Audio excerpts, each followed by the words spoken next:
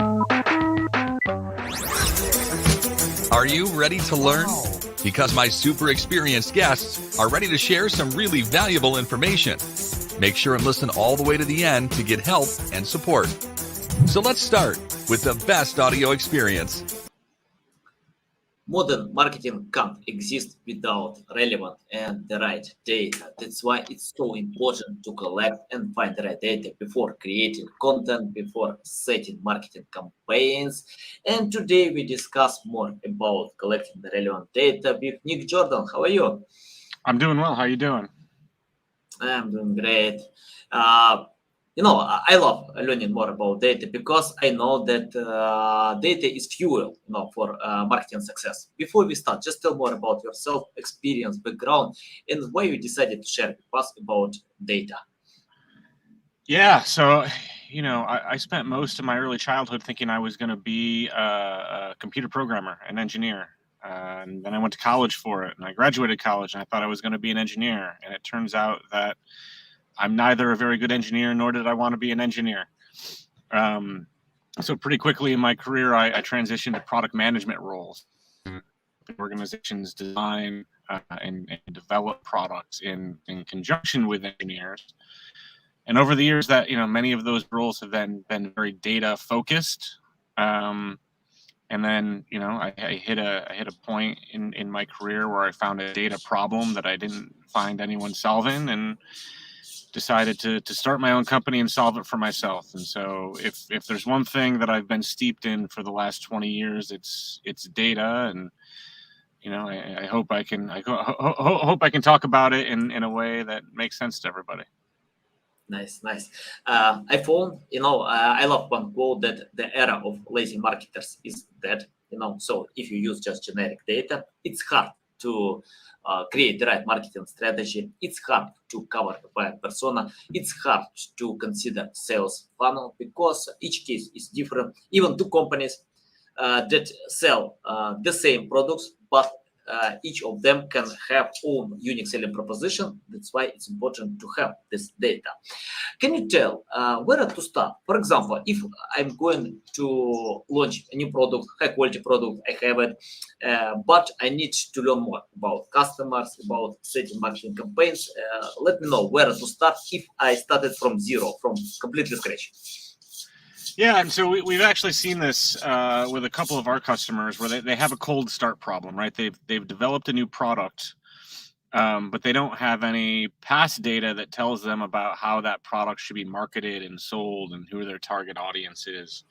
And so oftentimes in that scenario, we see people that they look at their competitive set. They look at other companies that are selling similar products, and they try to collect or acquire data that tells them about their competitive landscape. We have one company we work with right now that is opening brick and mortar retail stores, so stores you walk into to buy their product. And in many of the areas that are opening these stores, they've never worked before, so they very much have a cold start problem. And so they've gone out and acquired data around where their competitors' stores are, and then how many people and what type of people walk into those stores. And so that gives them a baseline. That's not a perfect analogy to their own company, because to your point, every company is a little bit different, but it gives them a place where they can start looking at the data and teasing apart how it may and how it may not apply to the business they're about to launch. Yeah, love it. So valuable. I think when you learn competitors, it's a trap. I often see, when companies check out their competitors by using tools like SEMrush, Ahrefs, they can find how they can get traffic, monetize results, and but competitors might have their strong sides, and it doesn't mean that you can replicate totally the same campaigns, even having similar products. For example, some companies are good with blogging, Others can create awesome videos, educational videos. So it depends, and it's better to consider your unique selling proposition, strong sides, competitors' weaknesses, and jump on this field. So yeah, I agree with that. Can you tell about technical aspect of collecting data?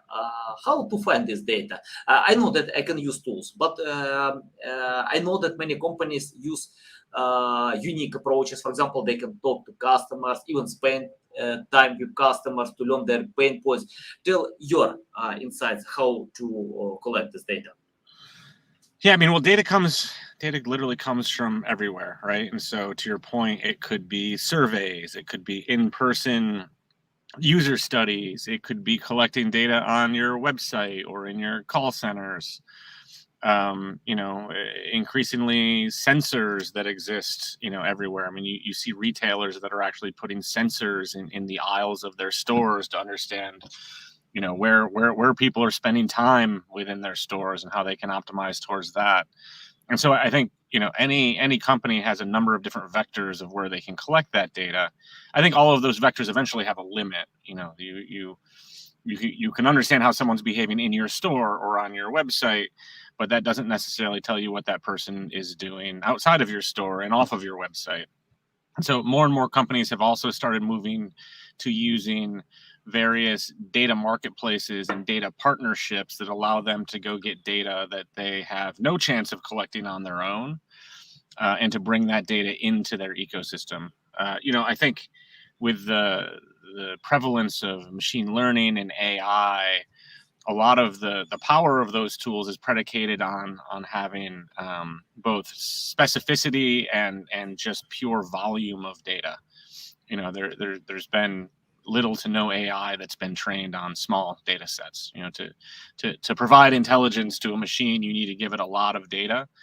And so I do think some of those channels where you start to, go find a partner that might have data that you can leverage, or go work with a data marketplace, becomes a really common tactic, because, you really need the power of the network to get all of the data that you need versus being able to collect it all yourself.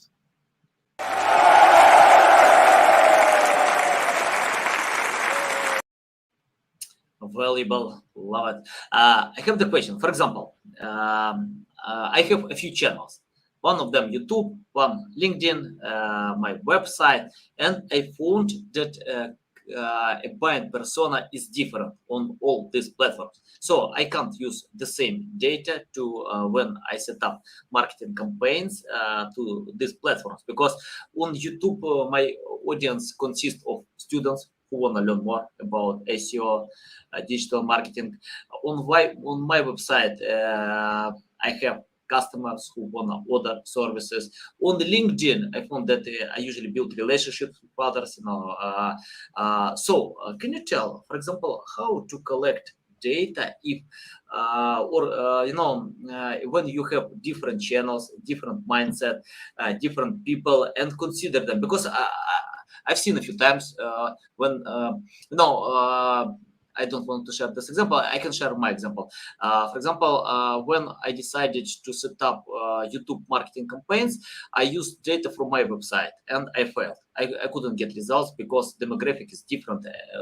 Many things are different. So can you tell how to collect data considering specific platform or resource of traffic? Yeah, I think the trick with data is to not go in with too many preconceived notions. So what you said is you collected data on your website, you tried to use it on YouTube, it didn't work because it's entirely different audience. Of course, yeah. Yeah, I think actually experimenting like that is the right thing to do. I think you should collect all of the data that you can collect from all of the different channels, and then you should figure out what works and what doesn't work. I feel like it's not often as simple as, this data works here, but it doesn't work there. But there may be a subset of the data that performs really well. I mean, one of the first pieces of advice I give to anyone about data is don't presuppose what data is going to be valuable and what data is going to be unvaluable, because none of us can predict the future. None of us are that smart. I've worked at a number of organizations where, they'll be collecting data. And, at one point I'll go and say, hey, can I get this data that you've been collecting? And they say, oh, we actually don't store that data because we didn't have a use case for it. We didn't know how we were going to use that data. And I said, well, storing data is cheap, right? I mean, if you just look at the cost to store data, it literally costs almost nothing. But the opportunity cost of not storing something that you might need down the road is very, very high. And so I tell people, store all of the data that you get from all of the different places. And then from there, you can experiment, you can test, you can analyze and figure out what works where. But I think from a pure data collection perspective, like you want as much as possible. You don't ever want to get rid of it. And then what you really need to come up with testing strategies to figure out what works where and what the right strategies are. Okay, I have the question. For example, when I get new customers, they often tell me, we have no time to create content. We have no time to do many things like technical optimization, similar stuff. Please do all this because we need to compete with our competitors. We need to develop, innovate our products. I got it. But for example, if I wanna cooperate with you, if I need I'm going to launch my SEO course, so I need to get data for certain marketing campaigns. What will you do to start collecting data for not lazy, let's call busy customers like me who have no time, to analyze many things, because you can provide them like guide, step-by-step tutorial what I need to do, but I have no time. I'm busy with many other tasks. So how you can help me and provide your advice for busy people, entrepreneurs who have no time by getting and collecting this data, and you need to do this job instead of them? Yeah, I mean, I'll give two answers. So one, there are a number of tools out there that can take data and make recommendations and automate the execution of those recommendations. That's certainly not what I do and not what my company does, but there are a number of those companies out there. That's the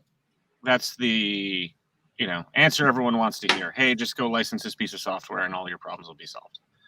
I think the real answer is there's no free lunch. You don't get something for doing nothing. We have companies that come to us all the time because we help companies monetize data. And they basically say, we don't want to take any risk. We don't want to spend any time. We don't want to market our data. We don't want to sell the data to anyone except for a couple of companies. We're not willing to pay anything for any services. How much money are we going to make in the first year? And I tell them, you're not going to make any money in the first year. Like, running a business requires running a business. If a business was just, going and having a coffee and laying in the park, then we would all go do that and we would all be rich. But at the end of the day, things require work. Like I said, there are tools that can make that work easier and take someone whose day is very busy and hopefully free up some time. But someone that says, I don't want to do any of the work, I just want my business to be successful, is someone that's destined not to have a successful business. Yeah, I love it. It's the same like if someone wanna lose weight, can find the best coach, trainer. Please help me, to lose this weight. Yeah, but do all job instead of me. Eat instead of me healthy food. I wanna keep eating this junk food, McDonald's, many other stuff. I wanna be. I don't want to go to the gym. I want to eat junk food, but I want to lose 40 pounds. And I say, well, I want all of those things too, but it's not going to happen. And you have to put in the work. Now you can get a trainer. You could find a diet that has foods that you like. Like, there are ways to make it easier, but there's not ways to make it go away altogether. Yeah, exactly. Many the same examples. Or for example, if someone wanna learn, let's French. For example, French. Yeah, if I find the best French tutor who can teach the language, once I spoke with one English teacher, and he replied that many students ask how long does it take to learn the language.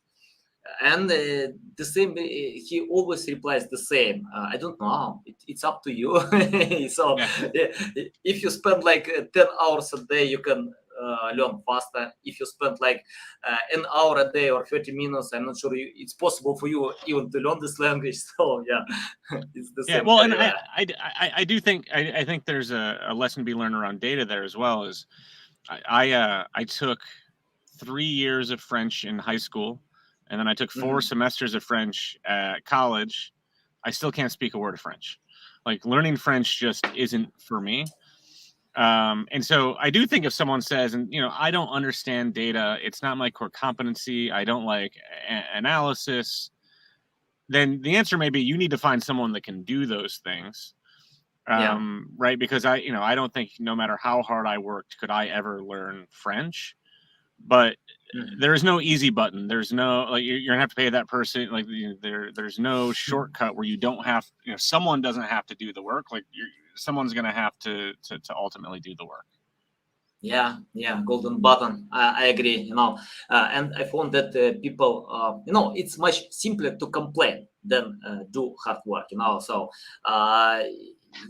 you can complain Yes, about. Yeah, it's simply just complain, find some other losers, they can listen to you, why this life is hard. But if you want to go ahead, and for example, I usually get much higher results with someone who understands SEO. If they understand, yeah, we can go ahead much faster, much better, because it doesn't mean that they need to be experts. If they are experts, they don't need SEO specialists, but they need to understand, so we can cooperate like a cohesive team. Can you tell about your company? What kind of unique selling proposition you have compared to a bunch of competitors that we have today? Yeah, if we have one problem, it's we're too unique in some ways. So the best way to think about our product is just a special purpose database. So we are a database that's focused on companies collaborating around data, as opposed to a database that's owned and operated by a single company. And so companies can write data into that database the same as they could with any database. Companies can query the database just like they could with any database. But in the middle, we have really fine-grained permissions around the rules of, who can read what data, and when they read data, what are they agreeing to? Are they agreeing to pay for the data? Are they agreeing to how they will use the data? And we also have some AI that sits in the middle that normalizes all of the data across all of the companies in the database. And so if we have 5 different companies that are uploading weather data, some of those are going to be uploaded in Celsius, and some of them will be in Fahrenheit, and some of them will overlap with each other. And when someone uses our product and they query that database, we normalize everything as if it came from one big database, as opposed to coming from 5 or 10 or 100 different databases. And so, in many ways, the way we talk about it is almost the democratization of data. Instead of thinking of data as having a single owner, or instead of thinking of data as existing as partnerships between 2 companies, you can now think of data as being this collective asset across dozens or hundreds of companies that allow people to much more easily get their hands on the data, so they can start making their decisions and strategic executions based on it. Yeah, awesome. You mentioned a few times about AI. Can you Yeah. tell how is it accurate AI today? Because the reason why I'm asking about AI, I'm using AI tools to create content, but I can't rely 100% to AI. I need to edit, to check out manually, to read one more time, because if you don't do this, it's possible that you get garbage. But Sure. if you edit, if you spend time to do this manual job, you can save your time. For example, if I do from scratch manually, it takes a lot more time than with using AI. Sometimes, for example, if I create content with AI, I can rewrite from scratch everything. I don't use any words from AI, but I can get ideas. I don't need to search for these ideas. So let us know about AI. How AI tools can help you to collect the right data. Yeah.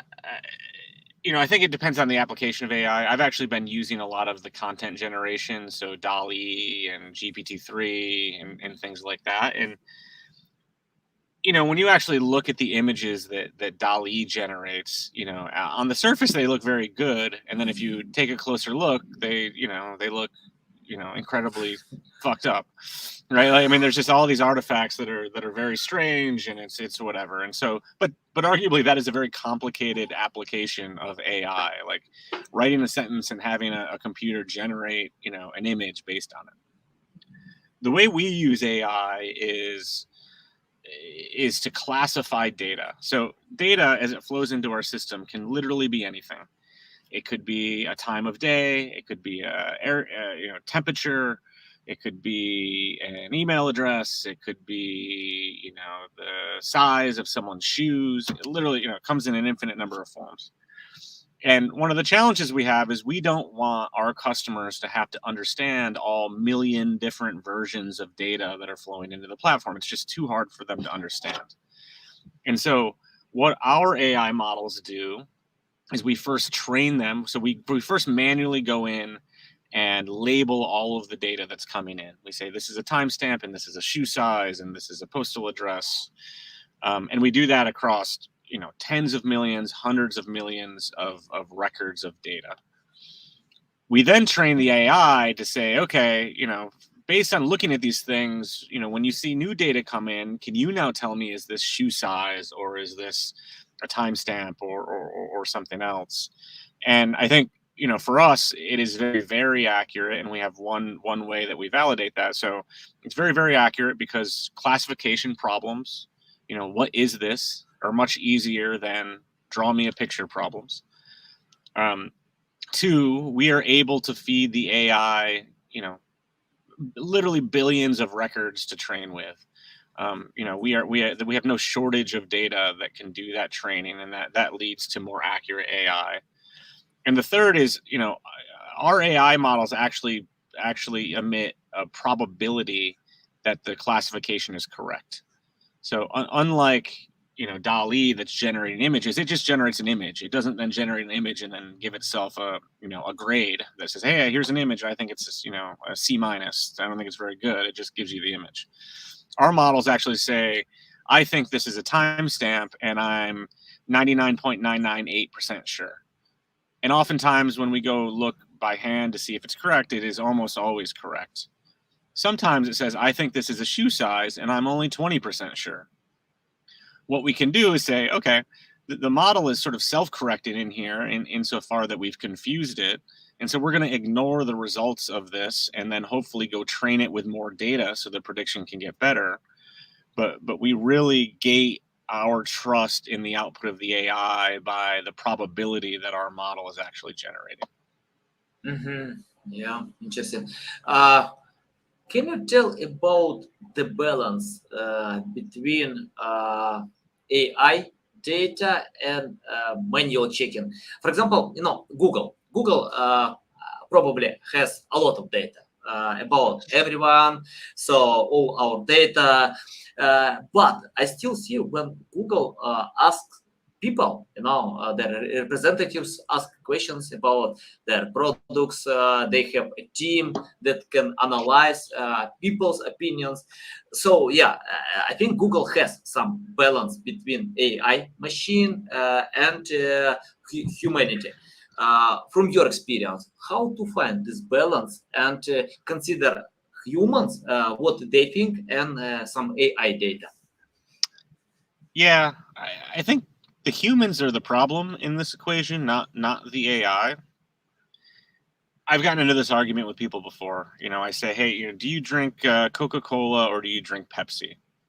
And I say, well, okay, well, why do you drink? They'll say they drink Coca-Cola, and I say, oh, great, why do you drink Coca-Cola? And then they go on and they say, I like the taste of Coca-Cola better, or my local store sells Coca-Cola. Like they'll have all sorts of reasons they've come up with in their head for why they drink Coca-Cola. And it's not that those reasons are wrong. It's not that they're lying, but there are also any number of subconscious reasons that people drink Coca-Cola. They like the polar bear ads that come on during Christmas. Their grandfather drank Coca-Cola when they were growing up. They, have an affinity for the color red versus the color blue. Most of these things are actually subconscious. And so if you ask someone why they drink Coca-Cola, they will give you an answer, but it does not give you the totality of the reason that they do that. Yeah. And so when you ask someone's opinion, and actually I think political polls have proven this pretty accurately, sometimes the people you're asking their opinion want to tell you what they think you want to hear. Sometimes they don't know what their opinion is, but they feel like they, will sound stupid if they don't have an opinion, or they're just, or any number of other reasons that their opinion is opinion in many ways. And so I actually think sometimes the idea of making a prediction about what a human will do, and maybe more importantly, why a human will do something, is where the folly lies. Because humans themselves are not rational actors, nor could they tell you why they do things in many cases. And so comparing an AI prediction to an actual behavior isn't the AI's fault. It's the fact that humans, don't act in a rational way. Yeah. You remind me my son, when he asked me to buy not new sneakers, he asked me to buy Nike. For me, it doesn't matter what kind of brand of shoes I can buy, because I respect any high quality brands, Puma, Adidas, Nike, Reebok. It doesn't matter. If I like sneakers, I can buy them. So I see good quality, why not? But he always tells me I need Nike. I don't know why. And it's the same example with Coca-Cola and Pepsi. And once I check out a study why people are buying Coca-Cola more than Pepsi. And they took, I don't remember how many people, they took some people, and they gave them Pepsi and Coca-Cola blindly. They didn't know what they drink. And many of them replied that Pepsi, they like more Pepsi, not Coca-Cola. But people still buy more Coca-Cola. It's branding, because Coca-Cola spends, if I remember correctly, like 70% of revenue to advertisement. So to promote this brand, to create this brand awareness.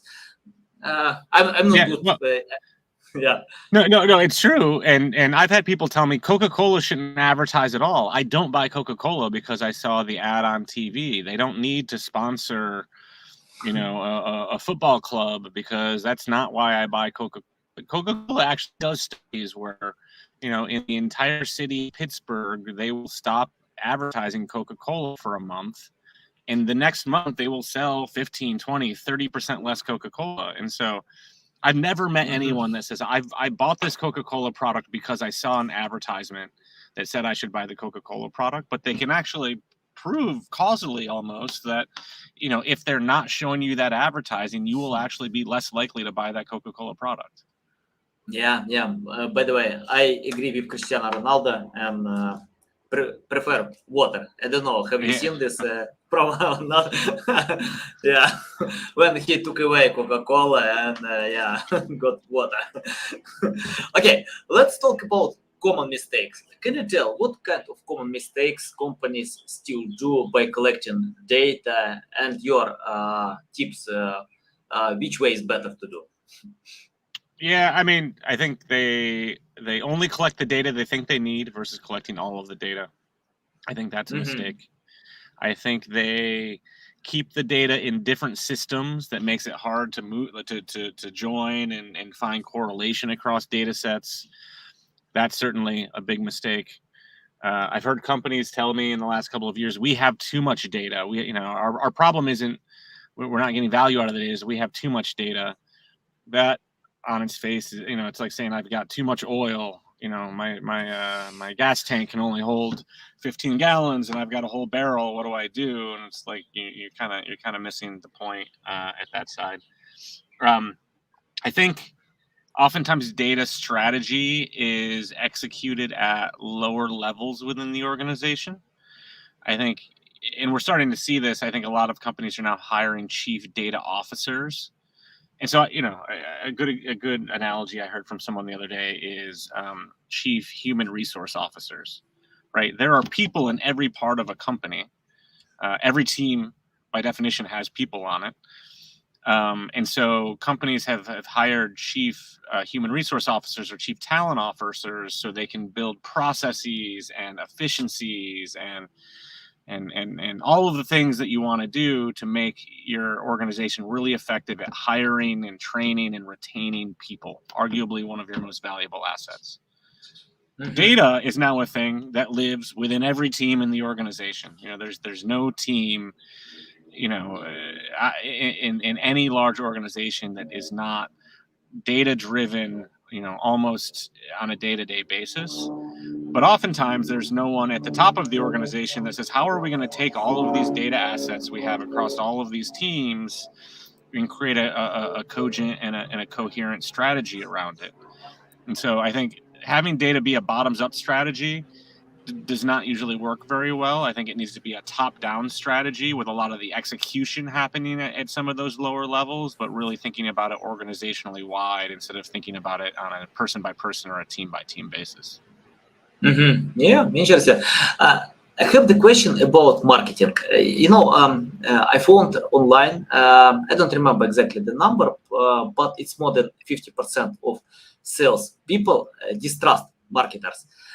CEOs of companies distrust marketers as well. But marketers usually get data from CEO, from sales department, from anyone who communicate with customers, and we have this issue.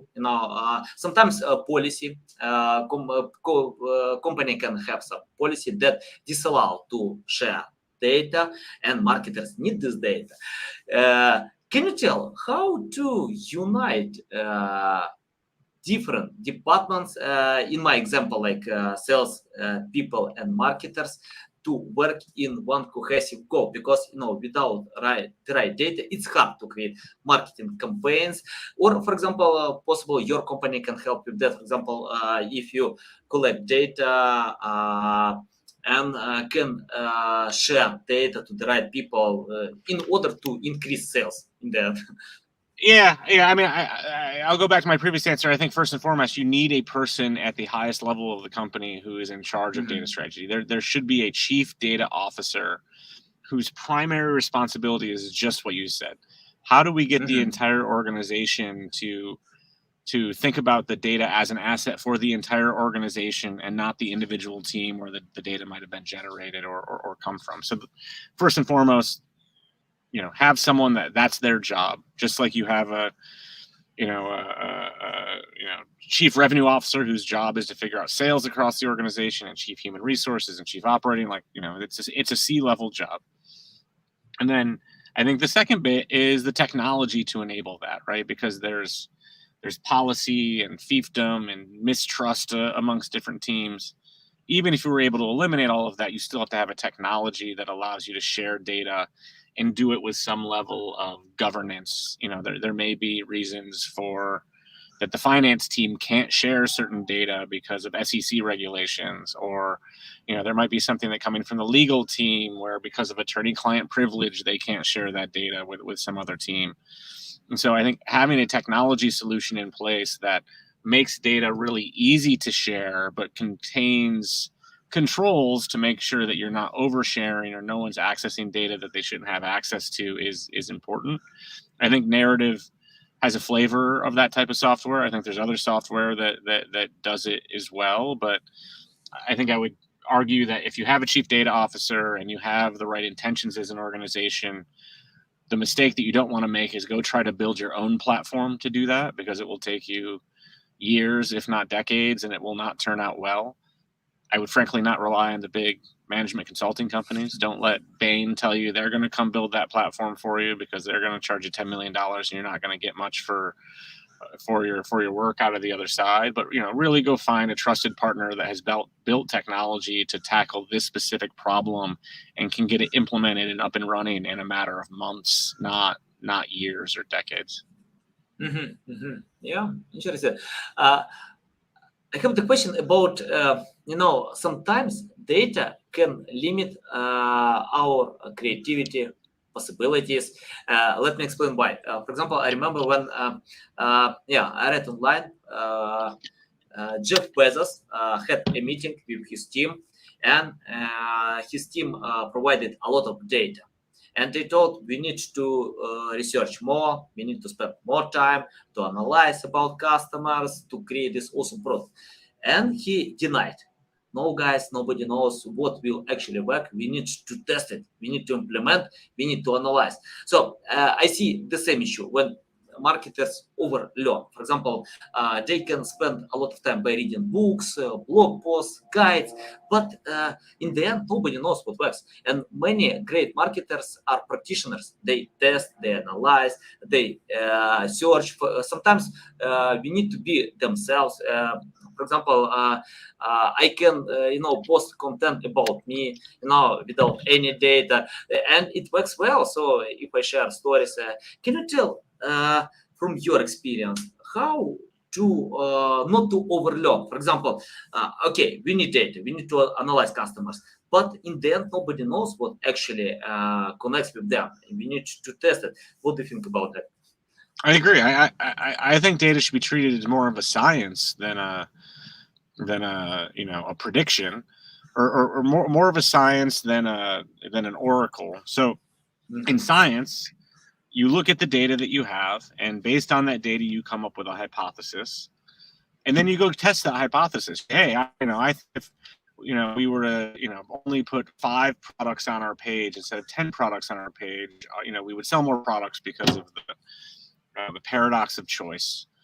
And we have some data from previous companies or tests or an academic paper that says this, and so this is what we're going to do.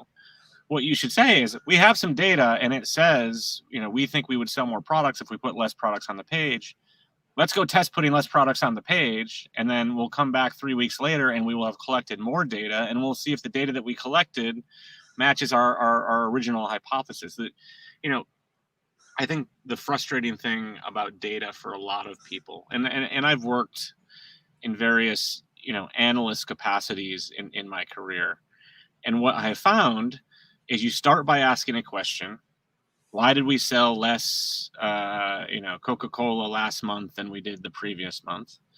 And you run some analysis, and you see that, you actually sold less Coca-Cola in restaurants, but you sold the same amount of Coca-Cola in grocery stores. And so you say, well, let me dig deeper on restaurants. So and you run an analysis on restaurants, and then you ask another question, and then you run another analysis, and you ask another question. Like, data rarely leads you to the answer. It may get you closer to the answer. It may get you closer to a hypothesis about what the answer might be. But it's pretty rare that data will give you a black and white, X happened because of Y, and Z happened because of X. More times than not, you're trying to get closer to the answer, but that answer never comes. And so that's the reason you constantly need to be testing and reevaluating and questioning your own hypothesis, because the data, like I said, the world's a messy place. Humans aren't rational actors. There is no one answer. What you're looking for is, the best strategy to fulfill the behaviors and the data that you're seeing. And then you also have to realize that behaviors change over time. So even if something was true today, it might not be true tomorrow. And so it's always a moving target, and it always should be treated as a moving target. Yeah, agree. I remember when someone told me how much cost to create website. I don't know. It depends on your technical task, your goals. And he told me, okay, it's one-time payment. No way. It's just the first time payment, because you will update website. You need to update content. So yeah, it's like, if you buy iPhone, so for some time you wanna buy better version. I usually do it one time in 2 years, because I don't have time, to replace my iPhone each year. But it's like this. Okay, we just started moving to a usage-based pricing model with the platform. So we used to say, hey, pay us $5,000 and you can use the platform as much as you want.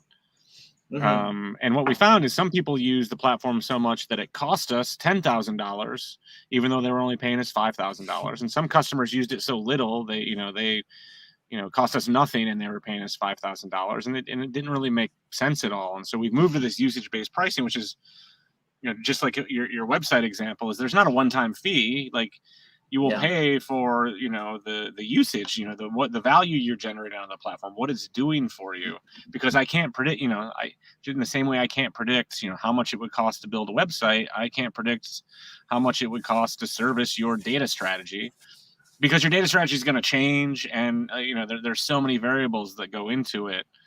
And we're seeing a lot of software platforms that do that. And I actually think it works well for both customers and the companies, because customers only have to pay when they use the product, and the company gets paid when they drive a valuable enough product that someone wants to use it.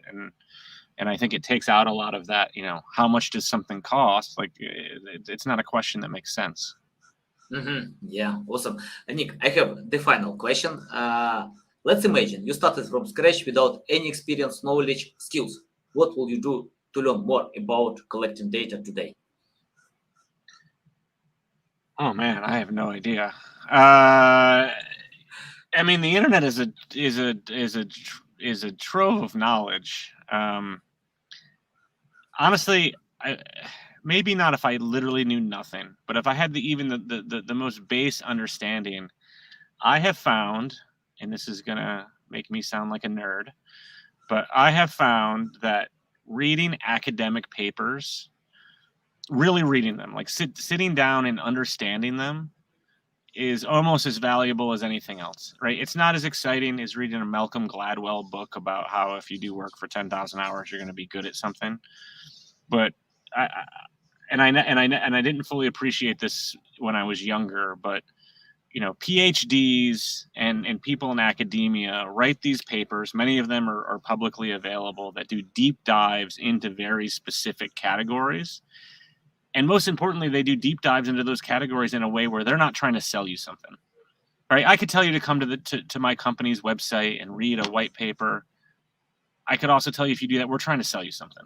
I think we're trying to sell you something good. I want you to buy that thing. I'm not going to tell you not to do that, but we're trying to sell you something. And so I think if you can find, any neutral sources on a topic, and I find academia is very good at that, it is a very good way to get the foundational understanding of something in a way that you're not just getting someone's opinion that they want you to have because they want to sell you a product.